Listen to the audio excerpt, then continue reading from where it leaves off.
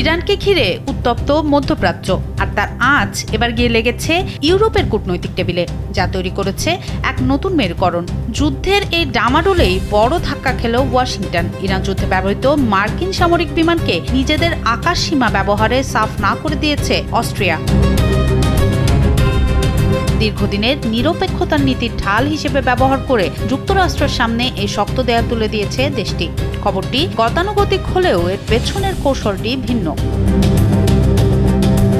Austria সাফ জানিয়ে দিয়েছে তাদের আকাশসীমা দিয়ে মার্কিন কোনো সামরিক বিমান ইরান যুদ্ধে অংশ নিতে পারবে না। 5+ স্টার রেটিং প্রাপ্ত দেশের সর্বোচ্চ বিদ্যুৎ সাশ্রয়ী ওয়ালটন এসি স্মার্ট কমফোর্ট এখন নেক্সট লেভেলে। 1955 সালে গৃহীত সাংবিধানিক আইনের দোহাই দিয়ে দেশটি ওয়াশিংটনের একাধিক অনুরোধ সরাসরি প্রত্যাখ্যান করেছে।